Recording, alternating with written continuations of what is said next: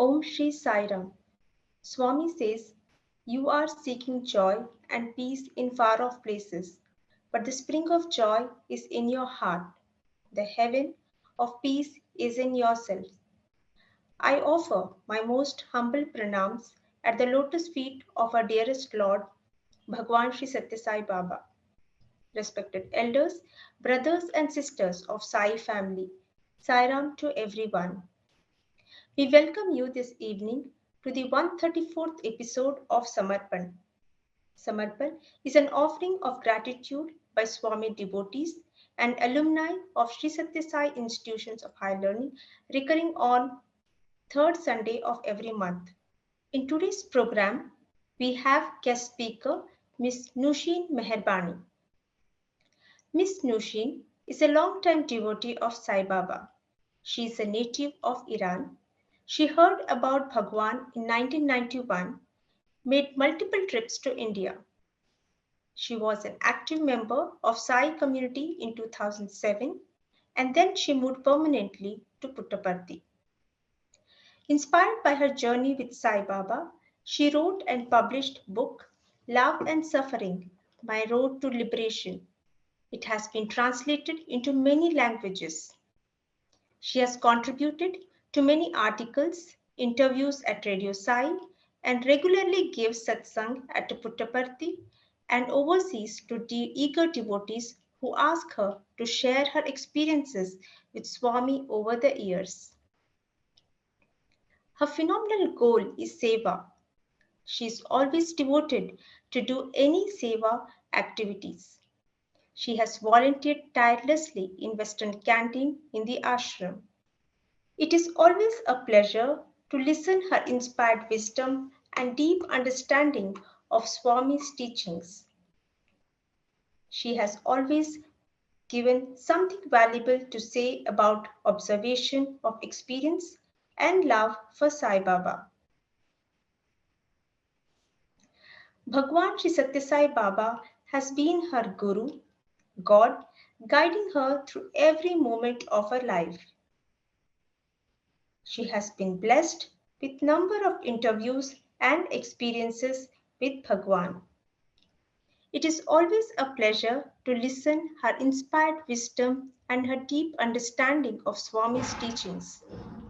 She has always something valuable to say about her observation of experience and love for Sai Baba. Bhagawan Sri Sathya Sai Baba has been her guru, God, guiding her through every moment of her life. She has been blessed with number of interviews and experiences with Bhagawan. I request Ms. Nushin to share her experiences with beloved Swami. Sai Ram.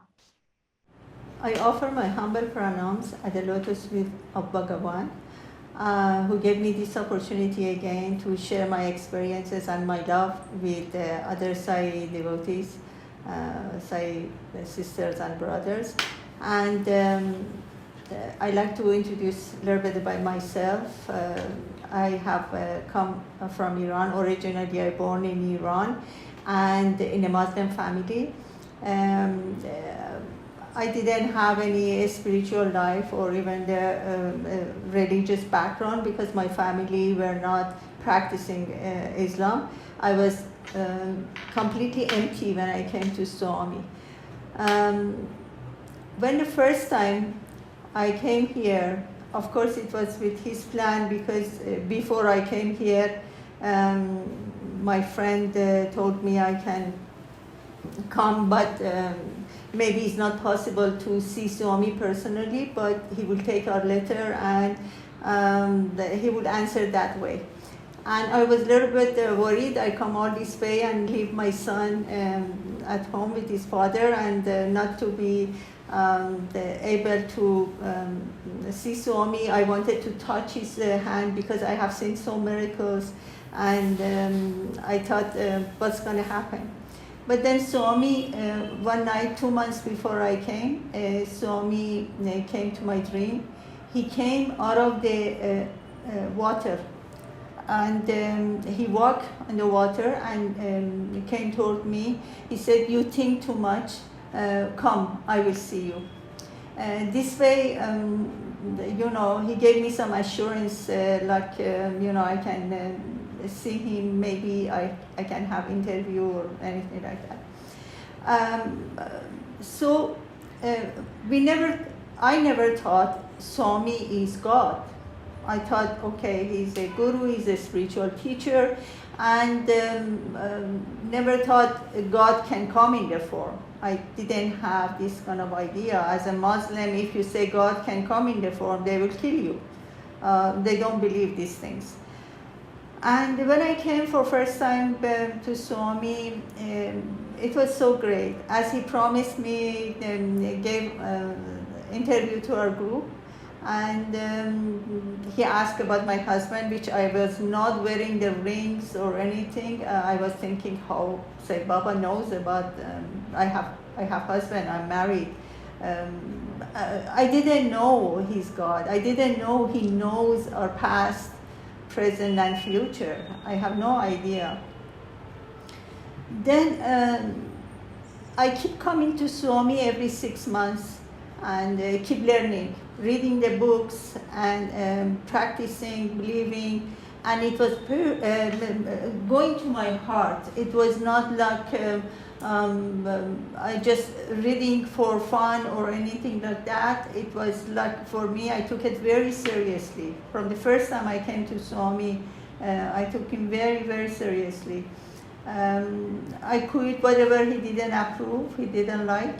And then I had problem at home because my husband was, my husband was so worried about me not eating meat, my mother as well. They thought I'm gonna die if I don't eat meat, if I become vegetarian. Anyway, this was their belief, it was not my belief. And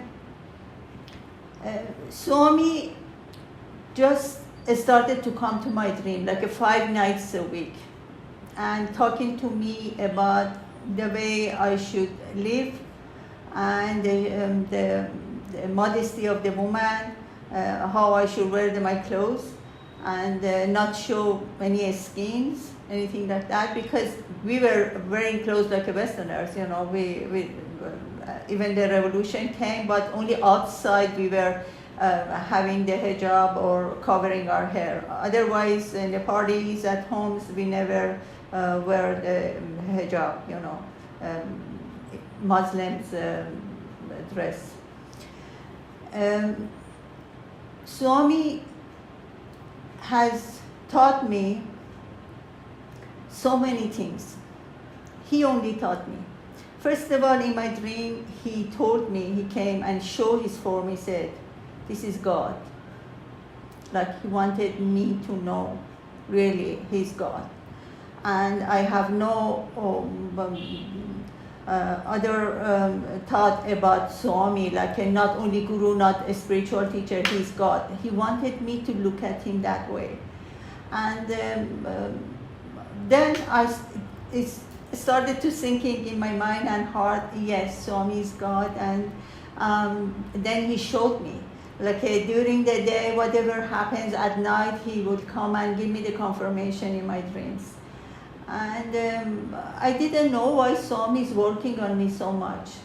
It was not clear for me first a few dreams or first time I came, until the second time, I think it was second or third time I came to Swami.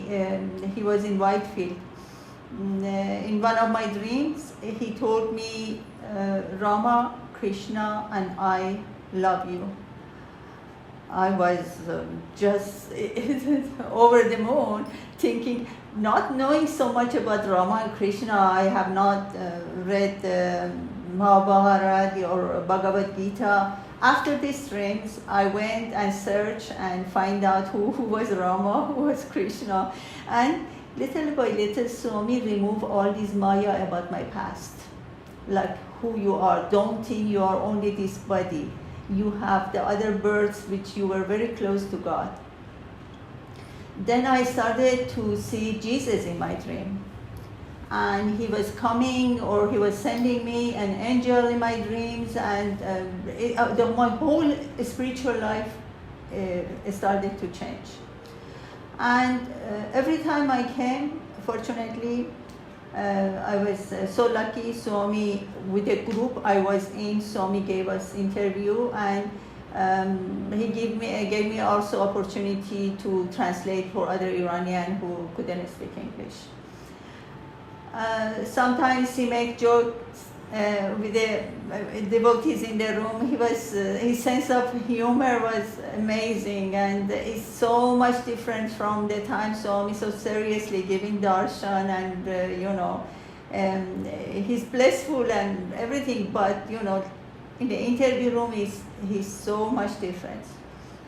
My faith and devotion started to grow, and Swami, it seems, was happy because after like a few years he came to my dream, and he said he was sitting in the room at his desk. Other people were standing in the room. He told them, I was also sitting close to Swami. He told them, this is her awakening day. He was just giving me all this information about myself, which I didn't know. I could not even imagine I had been awakened even a little bit, or because I was not expecting, I was not searching for anything, and I just wanted to be free from this lifetime. All I knew, I suffered so much from my childhood, losing my father when I was 12 years old, I had difficult childhood, and marriages as well. And Swami told us, don't identify yourself with this body or with the mind. And this was so made, sense to me. And also one thing Swami taught me in one of the first few dreams, it was about karma. When I went to do some service for the handicap challenge ladies, they were mentally okay, but physically they were, they had problem. In that institute, there was a girl, 14 years old, who had an accident, and she had only half of her body. I tried so much not to cry there when I was there. She was so beautiful and she looked so innocent, but only half body she had. And when I came home that night, I just went to bed and I cried, and with my cry, that I went to sleep. Swami came to my dream. In the same institute, in the same room she was. Swami was looking at me, and the rays of love coming from Swami, from his eyes, and he told me, why are you crying? I said, Swami, I'm not crying for myself, I'm crying for these people. They cannot walk and act like me, He said, don't worry, this is their karma. This set the karma in my mind and life, and when I learned we have karma, we lived all these challenges we go through is because of karma, it made me more peaceful, more comfortable, more accepting things happening around me. And I said, Swami was completely teaching me everything. My faith and devotion not only grew, Swami became the center of my life, everything. I mean, my love for Swami, I cannot explain how much I loved Swami. I did everything to make him happy. Whatever he wanted, I will do it. I was not even thinking 2 times. And but one thing, it was coming to my mind, it was loyalty to the group, because I was seeing other devotees after a few times coming and going. I thought people coming here also, they go to other ashram, to other amas or amaji, as Baba say, Babaji, and it was amazed at me. I thought, how come you love somebody as a guru and God and go and search for another people, like a spiritual shopping, they were doing that. I was not going anywhere. I had no desire, I had no curiosity to go and meet another people, because Swami filled me with so much love and attention, and his teaching was amazing, was just, rescuing everybody if we practice, of course. And I was practicing, and I'm not claiming anything if I don't do it, because I never want to lie or claim something which I don't do it. Swami, in one of my experiences, I was living in Vancouver, and 3 of my Sai sisters came to me and said, Nushin, let's go to Seattle. It's 2.5 hours drive from Vancouver. Let's go. And Amaji from Anandamai from Kerala is coming there. Let's go and see. You haven't seen her. I said, no, I have no desire to see Amma or anybody. I'm fine with Swami's love is enough for me. I was working hard, and they said, no, just it's 2 days holiday, just come with us. I said, okay, just for fun, I will come. We went there. Of course, Amma was so gracious, and she gave me a big smile and hugged me, and in my ears, he told me, my daughter, my daughter, my daughter, and gave me prasad. Then I came, and we went to the hotel, had dinner, and day after, we came back to Vancouver. When I came back to Vancouver at night, Swami came to my dream. He was standing somewhere in the room, and I was standing next to Swami. There were some devotees opposite side of us, front of Swami, and Swami was talking to them about me, and he was saying, whenever Nushin asks me something, I will tell her, why don't you go to Amma? But Nushin would tell me, when I have a mother, I don't need a stepmother. I was thinking, I never said this to Swami, but then it clicked to my mind. Yes, Swami is teaching me. This is how I should think.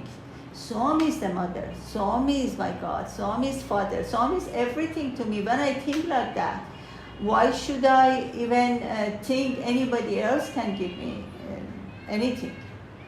This was the lesson for loyalty to your guru. Like, if you accept somebody as your teacher, spiritual teacher, or as a guru, never search for another one. Like, if you had your food, you're not hungry anymore, are you going to different places, restaurants, and ordering the food again? You don't do that, If you have not made your this is for me. I made my relationship so serious with Swami. I made my Swami mine. I think we all have one Swami for ourselves. My Swami became my Swami. And the dream keeps coming, and even asked me to, next time you come, bring your son with you and come to stay. I never thought I should bring my son, because I thought this trip, spiritual teacher, trip is only for me, not for my son. My son was only 7.5 years old that time. And but I got the vaccination for him. I brought him with me to Swami, and Swami gave us interview. In the interview, Swami was so nice with my son. He put his hand in his curly hair and, slapped to his face. And my son could speak English. He had an English teacher when he was in Iran. And then I asked Swami, you came to my dream. As soon as I said, Swami, you came to my dream, he said, these are not dreams. I come to you myself. Why you have doubt? I said, Swami, no, I don't have doubt. He said, little bit, with his beautiful, soft voice. And then I said, Swami, you told me come to stay.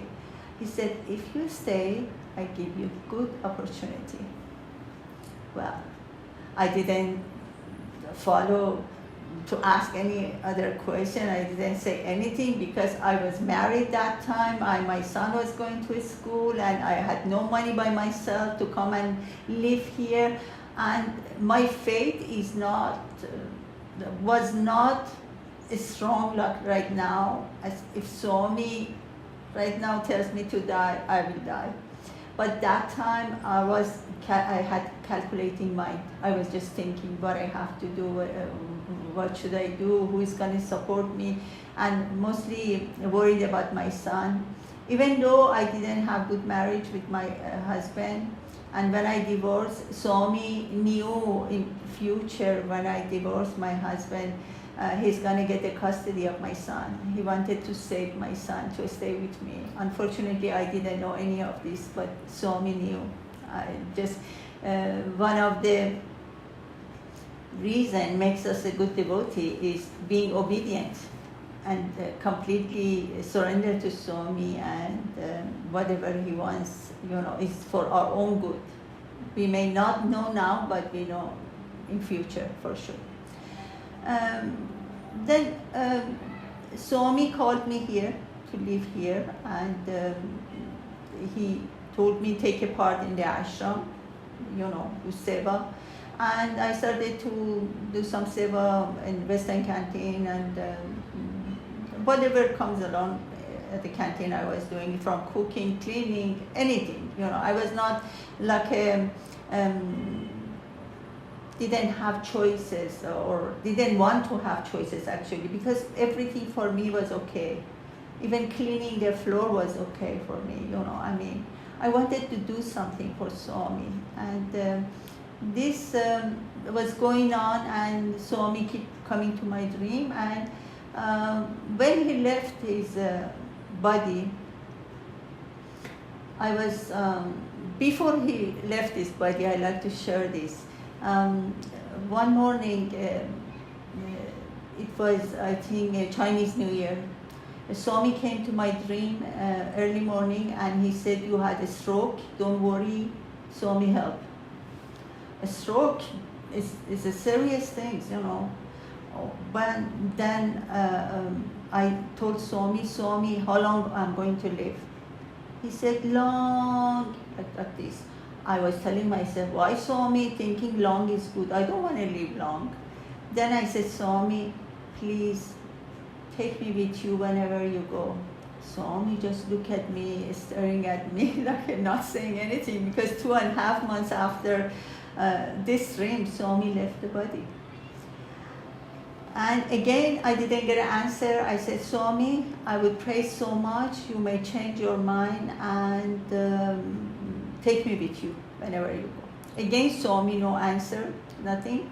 But he gave me Padnamaskar and I woke up. I felt strange. I took a shower and went to a canteen. And afternoon, I went for darshan. It was Chinese New Year celebration. Lots of people were here. The decoration was beautiful. Buddhist chanting supposed to happen. We were waiting, and Swami didn't show up. Swami didn't come. Everybody was surprised, because when Swami, even he felt sick, he would come to make his devotees happy. But that day, Swami didn't come. It was a strange personally for me. After that dream, I said, what happened? Why Swami didn't come? I would just keep questioning Swami.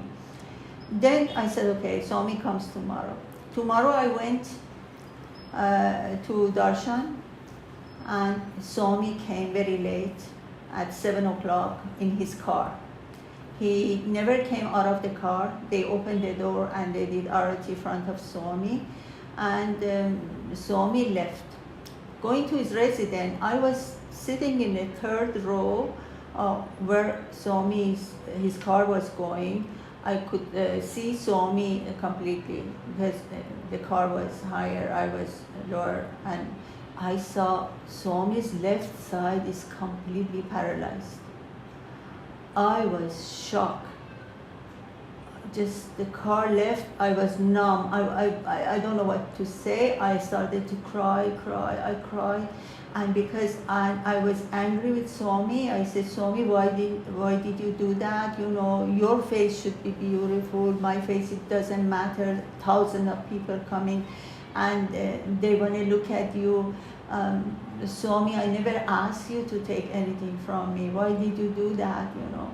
But that year, they canceled, the Chinese New Year was canceled.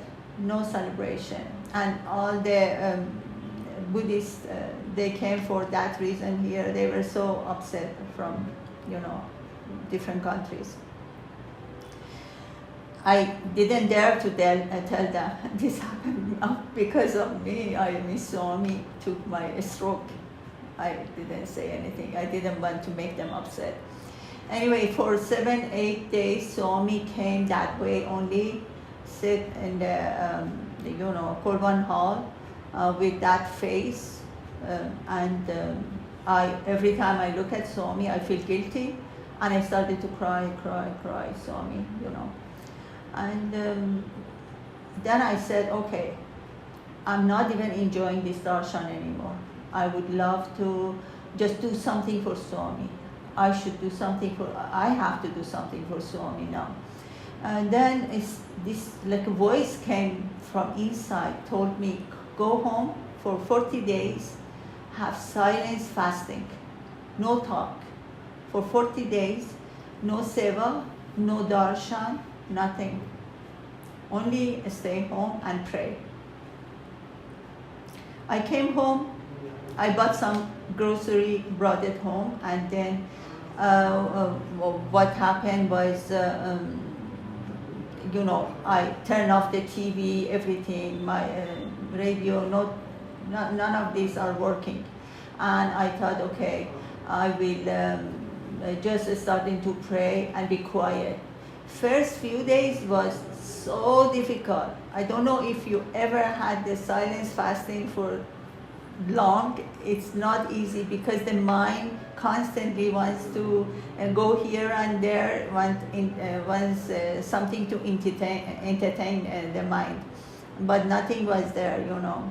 I was not even listening to bhajan because this was the message I got. After 18 days, I felt 18 days of fasting. I felt completely peaceful, calm, and detached from the form.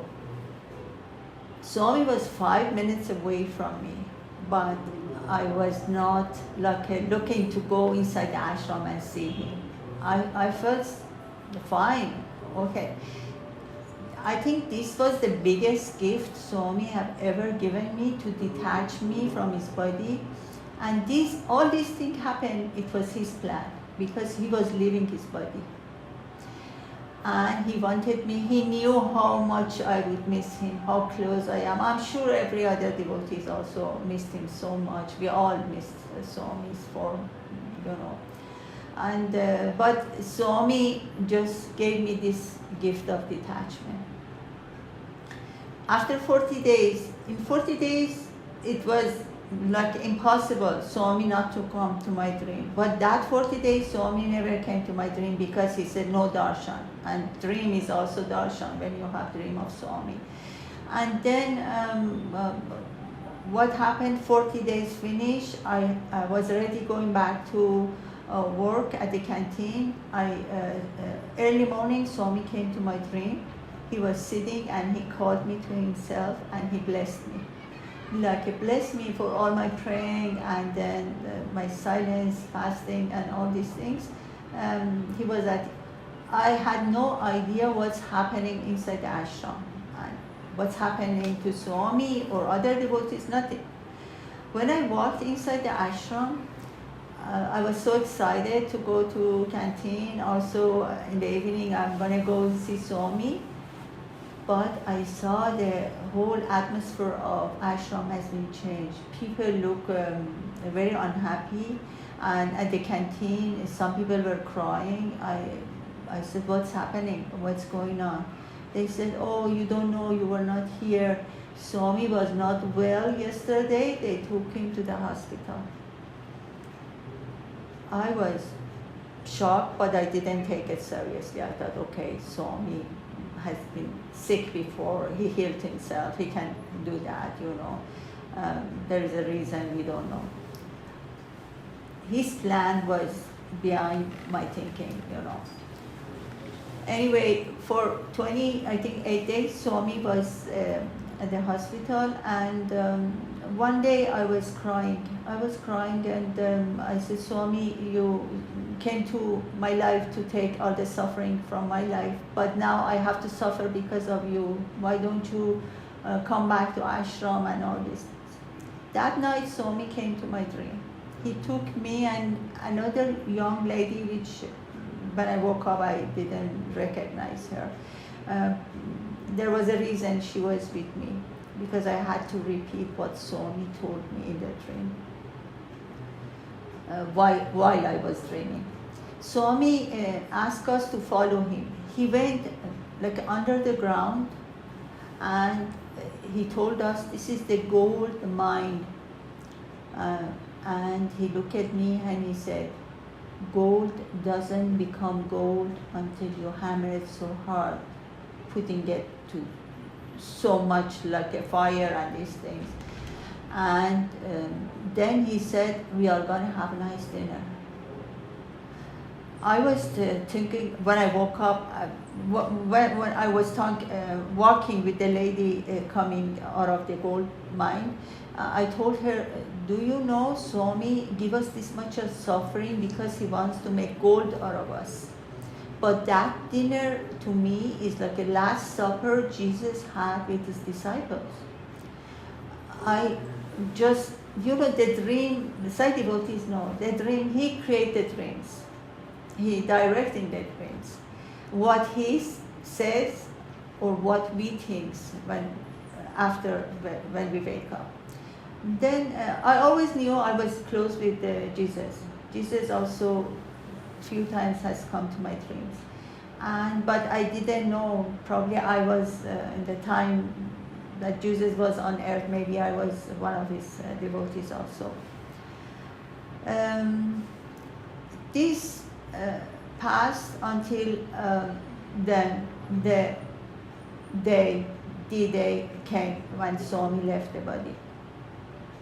We all were devastated.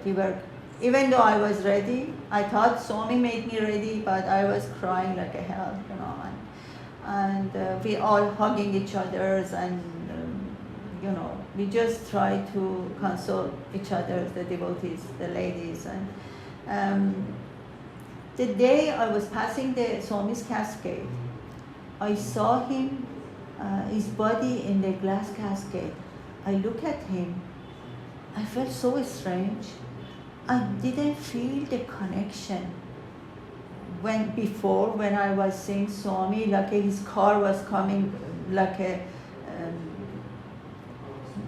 few meters away, I was so excited. I was getting goosebumps. Swami's car is coming. But now I'm so close to this body laying there and lying in this glass casket. I have that kind of feeling. I said, Swami, what's happening? Why I feel like that? I was scared. Why I don't have the feeling toward Swami's body? Then this voice again came and told me, your connection with Swami has been always Atma to Atma, not the body to body. And then I understood really our connection with each other is also Atma to Atma, because body without the Atma inside is nothing, is a corpse. Even the Swami shows the body of avatar can be like a corpse, The importance of all this existence is the Atma. And these were all the lessons Swami was teaching me about my progress in my spiritual life.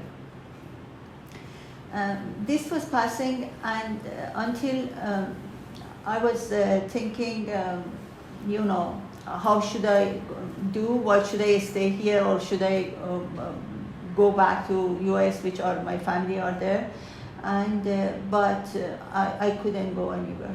I thought this is the most holiest place in the world, and my Swami, my beloved Swami, has born here and would never leave this place.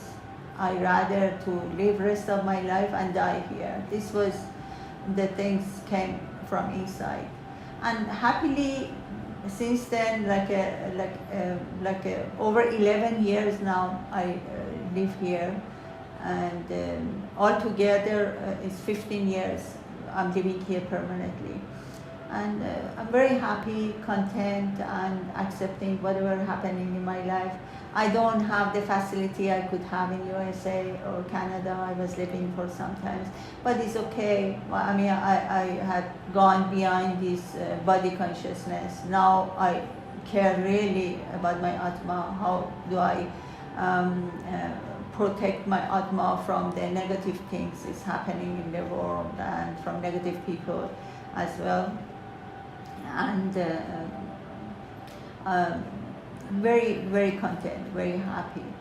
I would like to share with you something recently happened to me, which Swami has done so many things for me, so many miracles has done. That's why I wrote a book. He told me I'm going to write a book. And then I wrote this book, Love and Suffering, My Road to Liberation. But the thing is, something happened recently after COVID, like everything in life become unexpected. You know, there is no certainty in anywhere around me. I felt like that, you know. I was alone the whole COVID time at home, and I was okay. I was in, I'm not so much into socializing anyway, normal time as well. And in 2021, my brother called. He said, it was June 2021.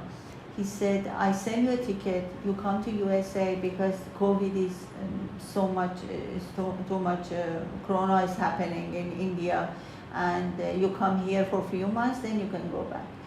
I was thinking, you know, I told him, I feel fine. I got my vaccination here, 2 vaccinations here, and I'm at home. I'm not going anywhere except going grocery shopping and coming home, and I feel fine. I feel I cannot say Swamis protect me because they don't believe in Swami or anything. And as soon as I say God is with me, they know I refer to Swami when I say God, because this is how they judging me about my beliefs, which is okay. I love them. It doesn't matter. And I told my brother I'm not coming. Not knowing Swami was planning to send me to US. For what? I didn't know. I had no idea. After June, July, August, my sister called. My sister called and she said, Nushin, I'm having the urgent surgery, back surgery. I cannot move around, and doctor told me I have to have surgery immediately. Would you please come and help me? I thought when it comes to Seva, I never say no, helping somebody. I said, of course, honey, I will come. When? She said, in 2 days. Can you come in 2 days? And it was in Corona's time, and having the test and all these things, and it was not easy, but Swami arranged everything. I went there, and my sister went 2 days after. My sister went for surgery, and Swami came to my dream. Third nights I was there, Swami came to my dream. We were sitting in a very big hall. It has a ceiling. It was not a cool one hall. And Swami and me, like a 3-4 feet distance from each other. And Swami looking at the door all the time and to see if anybody else is coming. Nobody was coming. Nobody was in the room and nobody came. Swami kept looking and looking, and finally I said, Swami, is nobody is coming and nobody is here. It's only you and me. Then Swami, with so much love, he said, you have all the qualification of good devotee. I was over the moon. He lifted my spirit so high, and I was so happy. Swami is that much happy with me, accepting me as a devotee, which I have practiced everything, and I have qualification of good devotee. This was very, very important compliment from God Himself. My sister came home. She recovered very fast. Surgery went very well, and I supposed to come back in November 11. And I thought while I am there, I do some checkup on myself. I haven't done checkup for many, many years. Then I went for endoscopy. When doctor checking inside, I didn't feel I have any problem, but I just for sake of checkup. And when he finished the checkup, I became conscious because they put you to sleep there. And he said, we found two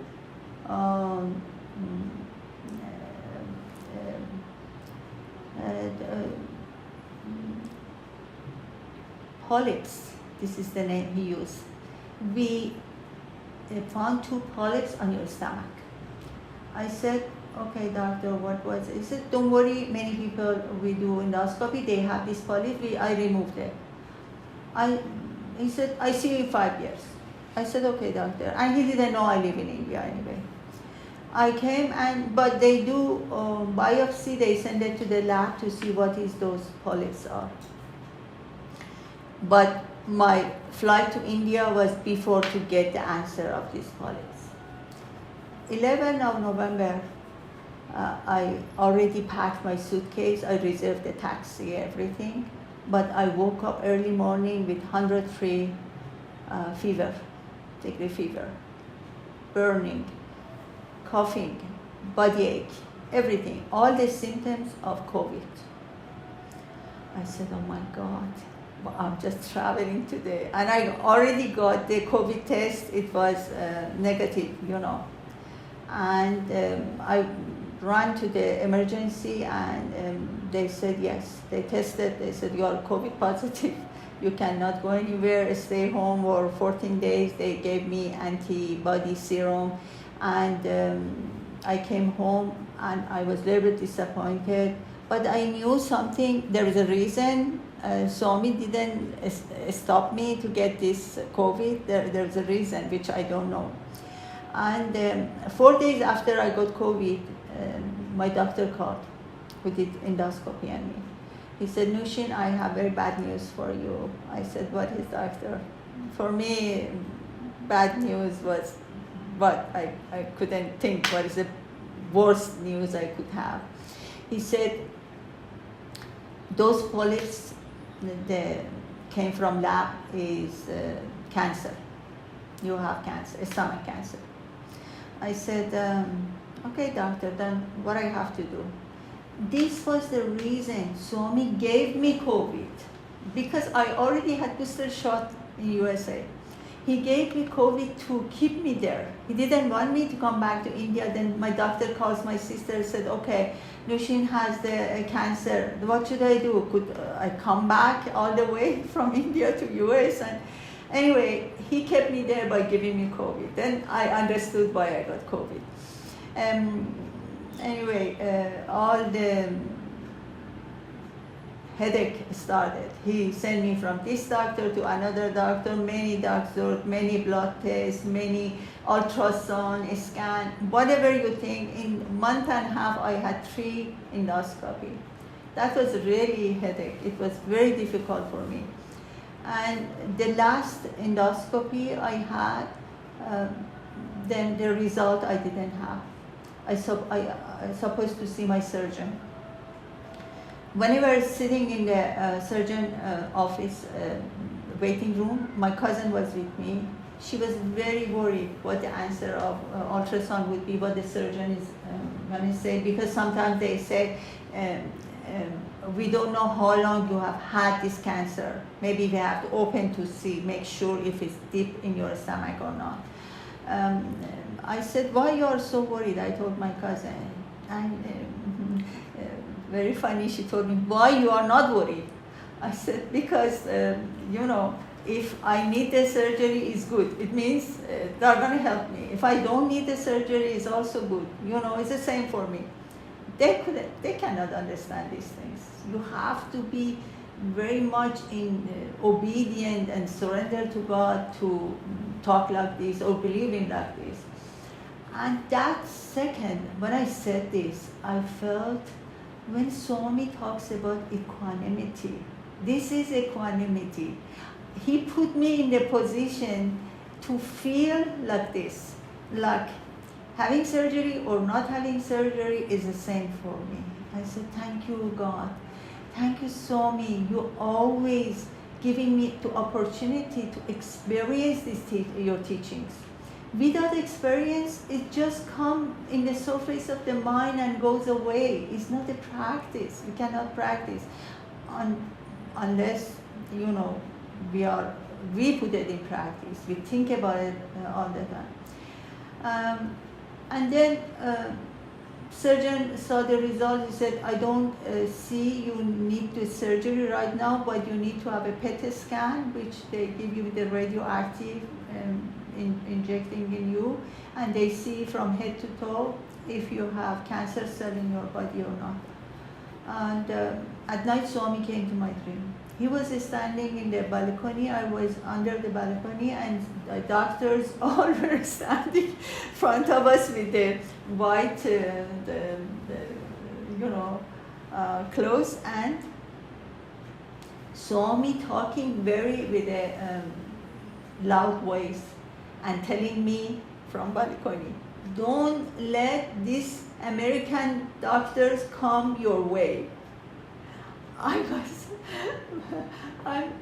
was shocked when I woke up. Why Swami say that? Because he knew that I became the guinea pig from this doctor, that doctor. It becomes like a business, I can say, And Swami didn't want me to go to any more doctor. I got my ticket. I came back to India. I said, I'm not going to do PET scan there. Swami said, no more American doctor. I'm going to do this test in India. And I came to India, and I went to Manipal Hospital in Bangalore, and they did the PET scan. It's very hard procedure because when they inject the radioactive, it's very painful. While I was sitting there waiting to go under the scanning, one Indian gentleman was sitting next to me. He started talking to me, someone foreign lady doesn't know anything about India or spirituality. He started to teaching me about how pranayama is good, helping meditation, do these things. And because he knew whoever comes there is that they're diagnosed with the cancer. I didn't say anything.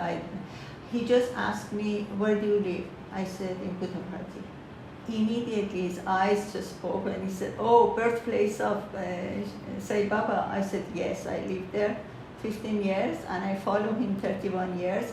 And all those things you were teaching me, I have done it many, many years. Thank you for telling me, reminding me again. And he said, what kind of cancer you have? I said, I have a stomach cancer. He said, oh my God, I also have the same cancer. But I had it 2016 and I needed a surgery. When they opened my stomach, they saw it's a stage 4 of cancer. They removed the whole stomach and I went for so much radiation and chemotherapy. But now again, after a few years, 7 years, 6 years, it has spread to my lungs. I feel bad for him. I said, pray. And he started to ask about Puttaparthi. How is it? Can I come in the ashram? Could we, with my wife, stay in the ashram and this and that? I gave him some information, whatever I knew. He tried to teach me all those things. Now he was curious to ask me a question about Sai Baba and the Puttaparthi and ashram. Swami, his leelas is hard for us to understand. It's like a puzzle. We have to put it together until we understand what Swami has done for me. First of all, he used my sister, because my sister had surgery before. She never asked me to go to help her. But he used my sister to send me there. I go for checkup, I find out I have a cancer. But not only that, he wanted to make sure I know he did all these things, because he put somebody with the same stomach cancer, stage 4, and he wanted to say, if I didn't send you that early to USA, and you didn't have your checkups, you will become like him. They remove all your whole stomach. He wanted to see if I understand. The population of Bangalore, how many millions of people living in Bangalore. Swami finding one person, same day, with the same cancer, same time doing the same test. How, just almost in the human level is impossible to think it, Swami has, I went for the test and the answer came 2 days after, and they said you are free from cancer, no sign of,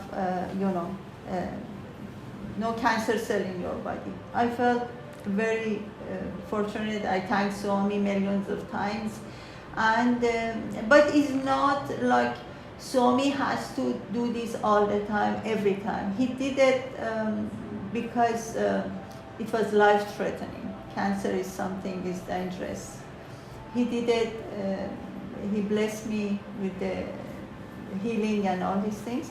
And then I got here, I got shingles, like a herpes in my left side of my hands. It was most painful sickness I ever had.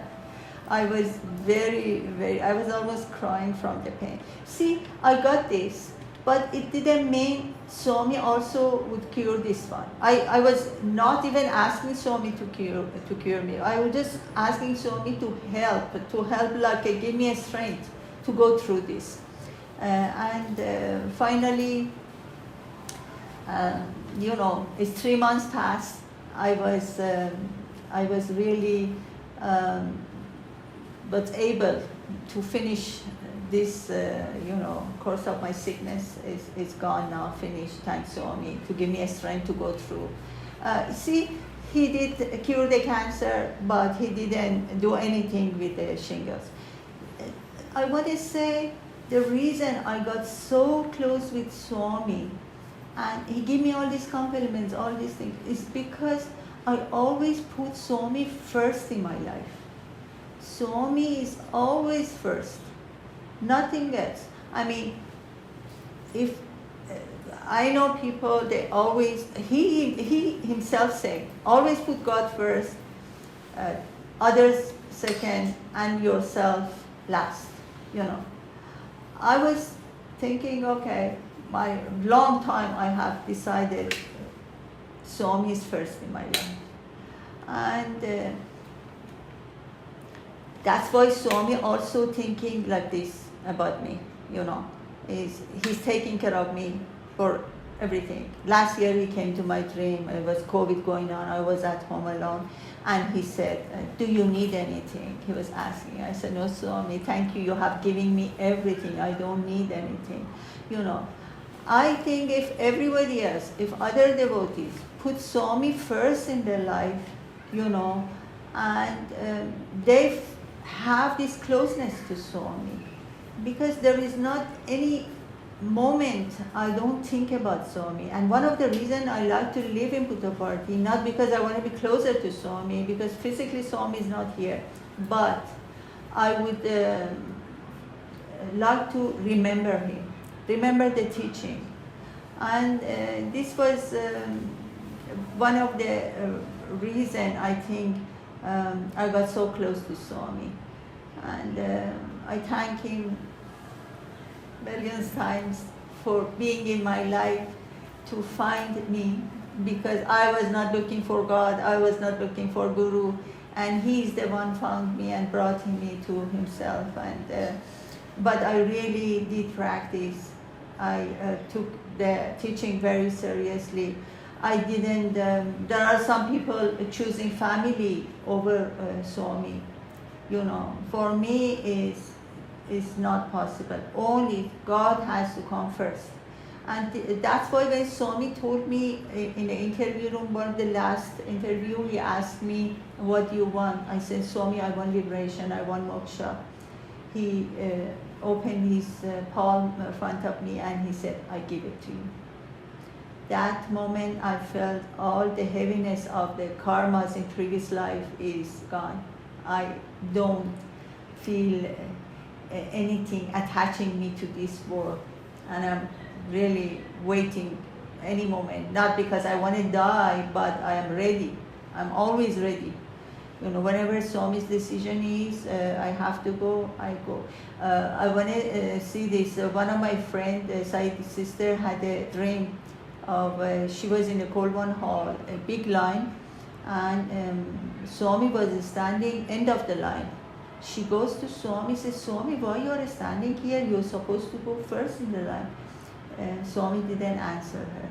Then she was curious what was the meaning of this. I said, you know, my thinking is, Swami, tell us we have to put God first, others second, and ourselves last. But we are not doing this right now. We don't put Swami first. All the decisions we make and the division of the devotees is like, for us is easier to divide than to unite. And we know Swami always encourage us to be united to ourselves, to first to ourselves, mind, thought, word, and action. Then we can be united with others. But we are not doing that, unfortunately. I don't know how Swami is happy or not, only he knows. But we should think about it, and we should give more place for Swami in our life. We should put ourselves in the frame of his teaching, not bring Swami in the frame of our own normal life, what we have, you know. Sometimes the decision we make, it may not be just doing something for Swami. Sometimes we have to remove ourselves from some situation, not to people get divided from each other, you know. Who can say? Only if we put him first, then we have no problem to make a decision or choices. Because whatever we think is right, because he's first, he is guiding us, he's protecting us, and he shows us the right path, you know. Easy path, I can say, because all the paths probably is right for that level of consciousness that person is, you know. But putting Swami first, faith, devotion, loyalty, and his place in our life, it makes all these, enable us to get close to Swami. Like, he left his body over 11 years now. I don't feel any difference with my relationship with Swami. He constantly comes to my dreams, he talks to me, he's giving me darshan, and he's just, whatever he's supposed to do, he does, you know. He just decided. I don't decide he should come to my dream. But he does, because connection is there. Nothing has happened, you know, when he left the body, because it's a Atma to Atma relationship. That is what it is. When we understand that Atmic relationship, then form or no form is the same, you know. Anyway, God is formless, but for some time he took the form, and as an avatar he came, he descended, and to help us, to take our hand. But not only we are not ready to give our hand to go to the level he wants to take us, we want to bring him down again. We go to other places, some people they say they are Swami, they are the same soul, the same Atma is in the, all these fake things is happening in the world.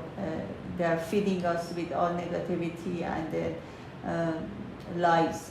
We should be careful as a devotee. Now, whatever we need, besides the devotion and faith and loyalty and Swami, in the top of our life, we should also think wisdom for the devotee is very, very important, because wisdom makes us to make all the right decision and not to make a decision out of emotion and these things. And thank you so much for having this opportunity to share some of my thoughts with the other Sai brothers and sisters.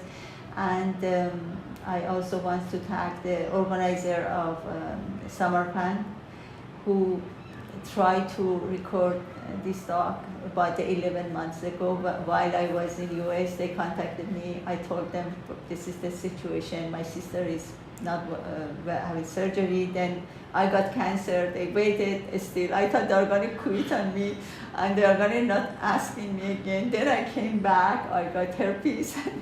Every time I had to cancel this talk. I hope I could be a little bit, I could inspire at least a little bit the devotees, and I could share my love with you guys. Thank you so much, and I thank Swami. Sai Ram.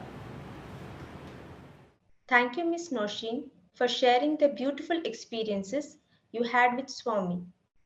Swami words to you, come, I will see you. Rama, Krishna and I love you.